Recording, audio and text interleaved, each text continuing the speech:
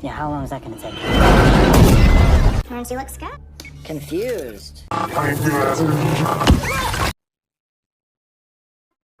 Hai guys, gimana kabar kalian? Semoga kalian selalu sehat dan bahagia ya. Di video kali ini, Pasti Movie akan membahas alur cerita film yang berjudul Migen. Migen adalah boneka robot yang menyerupai manusia di mana ia memiliki kecerdasan emosional penggunanya dan dapat melindungi pemiliknya dari bahaya apapun. Bahkan, dia bisa membunuh jika itu menjadi ancaman pemiliknya. Tanpa berlama-lama lagi, kita masuk ke dalam alur ceritanya. Film diawali dengan menceritakan sebuah keluarga yang sedang berlibur ke pegunungan dan seorang anak bernama Kedi yang menyukai boneka robot sebagai temannya. Dalam perjalanan yang ditutupi salju dan pandangan yang berkabut, mereka berhenti karena jalanan yang semakin licin dan menunggu truk salju membersihkannya. Saat mereka berhenti, tiba-tiba saja terjadi tabrakan dan ledakan yang besar, dan kisah film ini baru saja dimulai. How long is that gonna take?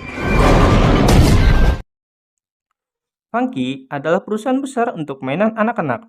Seorang ahli robot bernama Gemma sedang bekerja menciptakan boneka yang menyerupai manusia yang hampir saja selesai. Hari itu, mereka menerima paket topeng untuk dipasangkan pada wajah robot yang diberi nama Migen atau Generative Android Model 3. Migen sudah diprogram untuk menangkap respon dan telah dipasangi kamera untuk melihat dan dikendalikan. Robot itu juga bisa tersenyum, sedih, atau apapun yang diperintahkan. Tapi saat ekspresi bingung, raut wajahnya menjadi terlihat sinis. Ekspresi itu terlalu berlebihan, karena ada yang aneh. Cole pun ingin melepaskan topeng itu untuk diperbaiki. Tapi, topeng itu sudah menempelnya sangat kuat. Tiba-tiba saja, pemilik perusahaan yang bernama David datang dengan marah karena sudah menghabiskan banyak uang, tetapi proyek belum juga selesai. Sedangkan perusahaan saingannya sudah menjual boneka yang lebih murah setengah harga dari yang mereka jual. Gemma mencoba meyakinkan David bahwa boneka robot yang ia buat lebih canggih dari para pesaingnya. Lalu, ia menjalankan simulasi Migen untuk menyapa David yang membuat David terkesima. Tetapi, Cole lupa memasangkan sebuah alat dan tiba-tiba topeng itu mulai meleleh dan terbakar. David sangat terkejut dan marah mengetahui uangnya terbakar sia-sia. Gemma mendapat telepon dari rumah sakit yang mengabarkan bahwa saudarinya atau keluarga James mengalami kecelakaan yang menewaskan kedua orang tuanya. Dan hanya keponakannya Kedi yang berhasil selamat yang sekarang sedang dirawat. Gemma diminta rumah sakit mendatangi dokumen hak asuh sementara atas Kedi karena ia hanya kerabat terdekatnya. Setelah sembuh, Kedi dibawa untuk tinggal di rumah Gemma. Di rumahnya, Gemma memiliki robot pintar bernama Elsa yang bisa mengatur rumah seperti menyalakan lampu dan menjaga keamanan rumah. Gemma bingung karena tak biasa mengurus seorang anak kecil.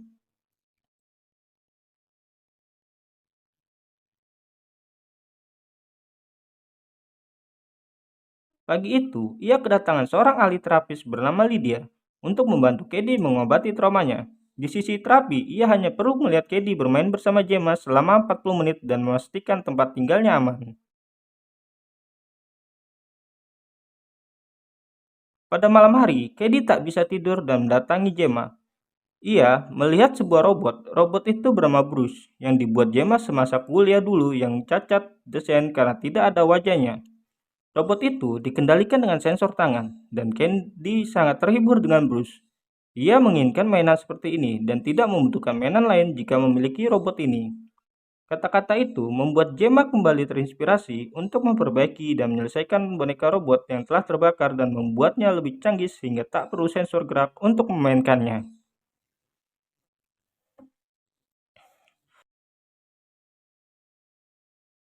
Setelah beberapa hari mengerjakan proyek robot itu, Gemma memanggil David untuk menyaksikan kecanggihan boneka robot Migen. Di ruangan, Gemma memperkenalkan Kedi sebagai Migen dengan menyentuh telapak tangannya untuk mengetahui siapa pemiliknya. Robot itu menyapa Kedi dan mengajaknya menggambar sesuatu. Ia bisa diajak ngobrol seperti layaknya seorang manusia. Selesai menggambar, Migen memberikan gambar kertas kosong kepada Kedi. Karena tak terlihat gambarnya, Migen menumpahkan segelas air untuk memperlihatkan gambar yang ia buat. Perlahan-lahan, gambar itu memunculkan wajah Kedi. David yang melihat itu sangat terkesan dan mulai membahas tentang biaya produksi dan menjamin suntikan dana dari para investor bahkan jika itu seharga Tesla. Robot itu diciptakan dari bahan inti titanium yang tahan terhadap segala bahaya apapun. Migen bisa menjadi pengingat, teman, dan mengajarkan hal yang baik, juga bisa merawat anak-anak saat ditinggalkan oleh orang tua mereka. Migen dilengkapi kecerdasan emosional dan mudah mempelajari sesuatu hal yang baru. Kedi yang merasa kesepian sejak ditinggalkan orang tuanya, kini ia mulai ceria. Ia senang dengan kehadiran Migen yang bisa menjadi temannya.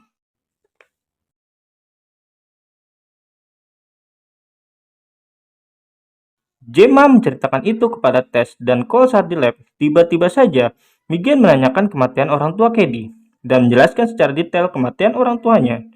Ia lanjut merangkan arti tentang kematian. Gemma yang terkejut memperingatkan Migen untuk tidak membicarakan kematian karena tugasnya melindungi Kedi dari bahaya fisik maupun emosional.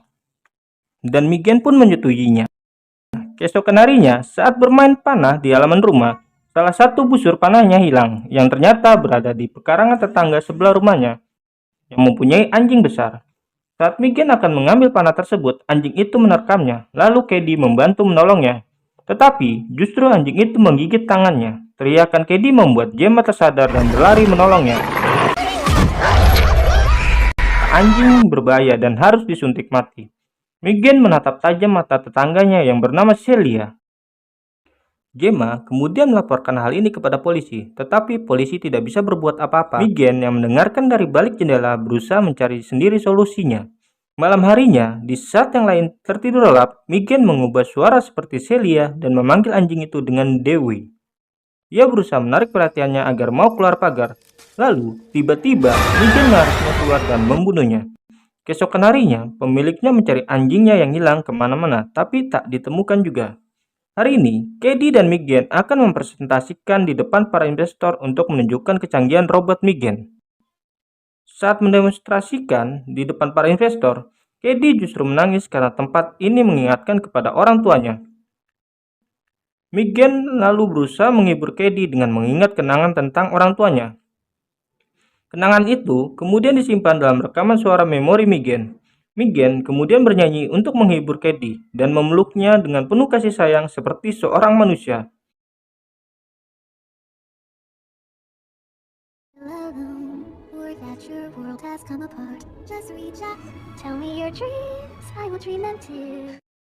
Pertunjukan itu berhasil menarik perhatian para investor, dan Gemma ditawari pengacara untuk kontrak ulang karena ia menjadi aset yang berharga saat ini untuk perusahaan. Kurt diam-diam duduk sambil menyalain data Migen. Siang itu, Gemma dan Kedi sedang bersantai di taman dan semakin hari mereka semakin dekat dan mulai mengabaikan Gemma, mengingatkan Kedi bahwa Migen hanyalah sebuah robot mainan. Hari ini adalah jadwal Kedi bertemu terapis dengan Lydia. Tetapi di sisi ini Kedi sedih dan Migen membawakan sekotak tisu dan mengingatkan untuk tidak membuatnya sedih. Lydia agak takut dan terkesan dengan robot itu, tetapi dia menanyakan teori keterikatan di mana Gemma adalah panutannya setelah orang tuanya meninggal. Tetapi ia justru membuat robot yang menjadi pengasuh utamanya.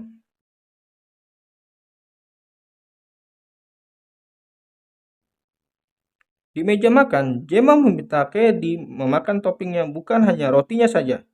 Tetapi Migen menjelaskan bahwa itu semua pemaksaan. Gemma yang sedang berbicara dengan Kedi jadi kesal dan memastikan Migen.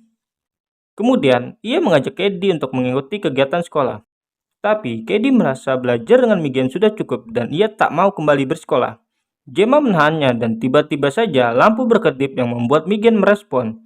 Gemma mengingatkan untuk tidak ikut campur masalah pemiliknya dan mematikan robot Migen. Tetapi Migen hanya berpura-pura tidur dan itu adalah sebuah kesalahan sistem yang Gemma buat karena ia tidak membuat kontrol untuk orang tua.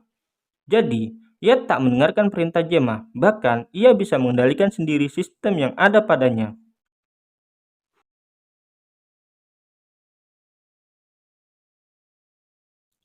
Keesokan harinya, Gemma membawa Kedi mengikuti kegiatan prasekolah. Tetapi Kedi menolaknya tanpa membawa Migen. Lalu, gurunya datang dan berkata ada tempat untuk menaruh boneka bersama boneka yang lain. Guru memberinya tugas untuk mencari buah-buahan. Kedi berpasangan dengan Brandon. Tapi, Brandon adalah anak yang nakal. Ia menjahili Kedi dengan menekan buah berduri ke tangan Kedi.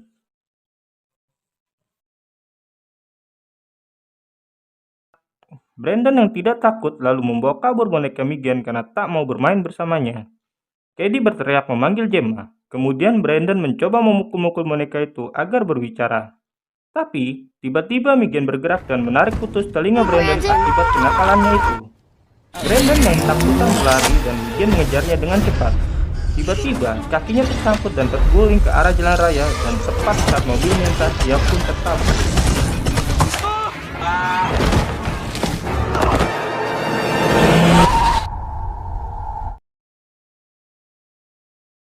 Di rumah, Gemma kembali didatangi polisi yang menanyakan hilangnya anjing tetangganya. Tetapi, Gemma yang tidak tahu mengatakan itu kepada polisi. Celia yang mendengar itu tidak terima dan memukul-mukul kaca dan menuduh Gemma yang menyembunyikannya.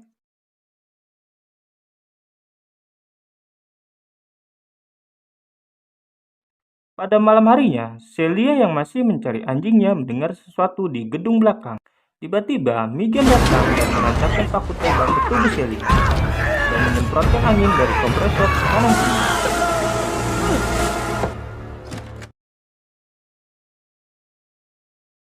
Esok harinya, Gemma kembali didatangi polisi dan mengabarkan bahwa tetangganya telah meninggal dunia. Karena merasa ada yang aneh dan janggal, ia mencoba memeriksa rekaman yang ada pada tubuh Megan.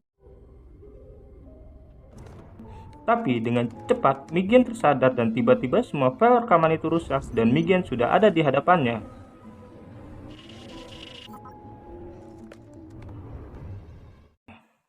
Gemma berusaha mengalihkan perhatiannya dengan pena dan menonaktifkan Megan, lalu dibungkus dan dilakban, kemudian dimasukkan ke dalam bagasi untuk dibawa ke lab.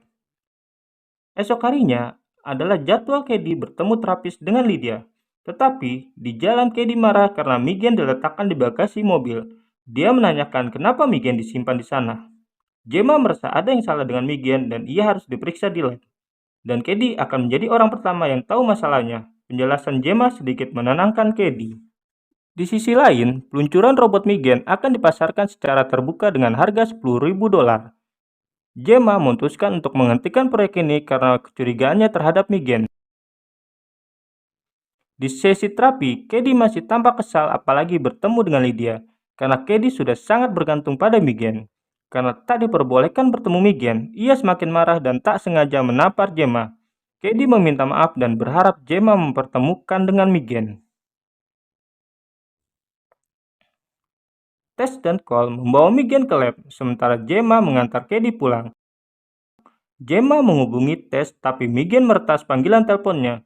Ia mencoba memberitahu alasan kepada David bila ada kerusakan komponen pada Megan dan jangan biarkan Megan keluar dari lab dan menghancurkannya jika itu berbahaya. Tess yang merasa aneh karena tak merasa mengangkat panggilan telepon itu, kemudian mengecek program Megan di komputer dan ternyata Megan lah yang telah meretasnya. Tanpa mereka sadari, Megan sudah aktif dan tiba-tiba komputer di hadapannya mati. Tess menyuruh Cole untuk mencabut semua kabel pada tubuh Megan. Dengan hati-hati, Cole mencabutnya.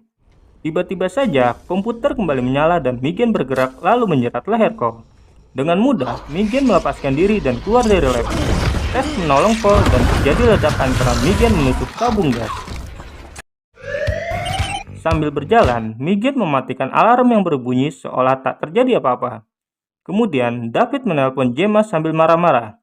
Tiba-tiba dikejutkan dengan kehadiran Megan. Megan lalu menari sambil melompat dan mengambil parang di atas meja lalu mengejar David dan menusuknya dari belakang sebelum ia berhasil masuk ke dalam lift. Di dalam lift, Kurt yang melihat itu sangat terkejut dan shock dengan apa yang dilihatnya. Kurt terduduk ketakutan terhadap Megan. Megan menjelaskan bahwa Kurt akan menjadi tertuduh sebagai pelaku karena kebenciannya terhadap perusahaan dan mencuri data salinan Megan. Dan karena tak sanggup melihat kematian bosnya, ia pun dipaksa bunuh diri oleh Megan dengan parang. Megan turun dari lift dan pergi menemui Gemma di rumahnya. Seorang berteriak melihat ada darah di lift dan semua orang yang hadir di peluncuran berlari panik dan ketakutan. Sementara Gemma menidurkan Kedi dan merasa ada yang datang ke dalam rumah, tiba-tiba saja Megan sudah berada di hadapannya sambil bermain piano. Megan marah karena Gemma akan menonaktifkannya tanpa berdiskusi dengan terlebihnya dahulu.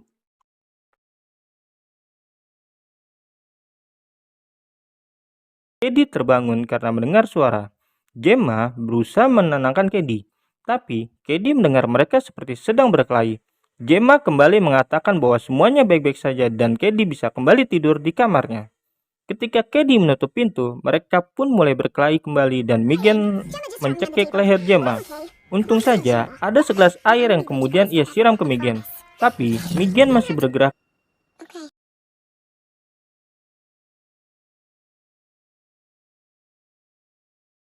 dan Gemma menutup pintu. Tapi pintu itu berhasil dirusaknya. Kedi terbangun kaget. Gemma mengatakan untuk berlari dari rumah dan pintu kamar Kedi dikunci. Gemma berlari ke ruangan kerjanya dan menjatuhkan sebuah barang di sana. Gemma berusaha melindungi dirinya dengan gergaji. Kemudian menyerang Megan, tapi Megan tetap bangkit dan ingin membunuh Gemma dengan sebuah pena. Tiba-tiba saja, Kedi muncul dan Megan mengajaknya untuk membunuhnya bersama-sama karena Gemma bukanlah pengasuh yang baik. Perkataan itu tidak membuat berubah pikiran untuk menolong Gemma. Tanpa diduga, Kedi mengaktifkan Bruce dan pertarungan pun terjadi hingga membelah badan Megan menjadi tiga.